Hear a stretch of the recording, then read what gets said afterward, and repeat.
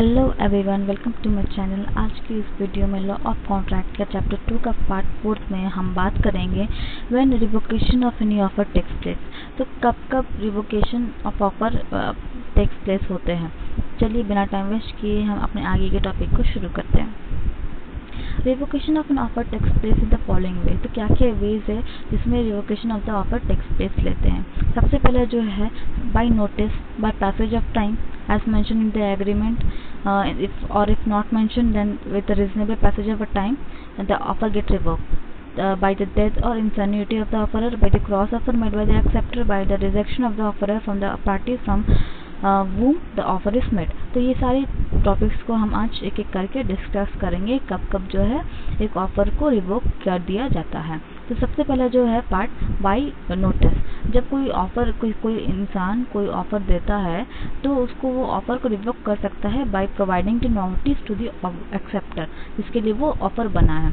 ठीक है। फिर सेकंड है कि by passage of time as mention in the agreement, और if not mention then with the reasonable passage of time the offer get revoke.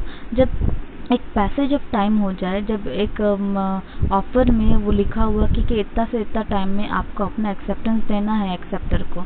अब उस पैसेज ऑफ टाइम में अगर वो एक्सेप्टर अपना एक्सेप्टेंस नहीं देता है तब जो वो ऑफर है रिवोक हो जाता है। और अगर ऐसा कुछ मेंशन्ड नहीं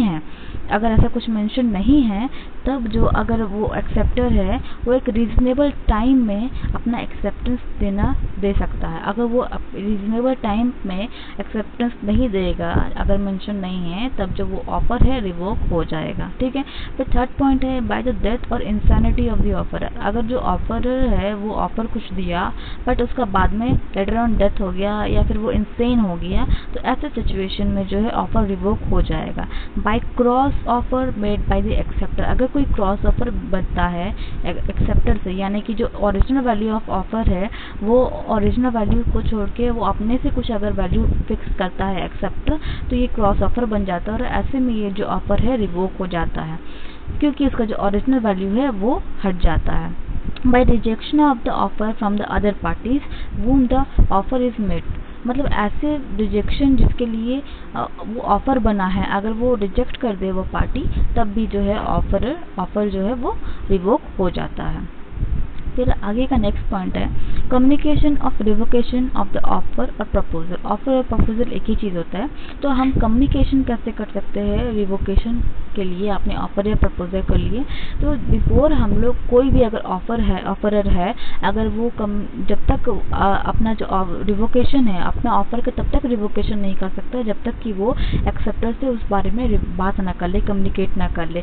एक्सेप्टर को जब तक नॉलेज नहीं होगा इस बात का कि जो ऑफरर है उसको चीज़ को रिवोक करना चाहता है, तो वो जो ऑफर है वो रिवोक नहीं कर पाएगा। तो एक्सेप्टर का जो है वो नॉलेज होना चाहिए।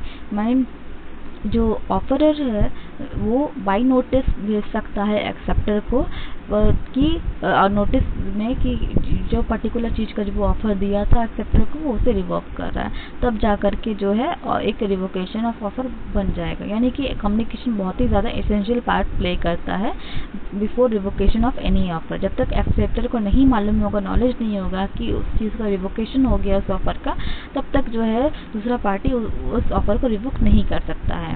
देन स्टैंडिंग और ओपनिंग और कंटिन्यूइंग ऑफर तीनों ही एक चीज़ होते हैं।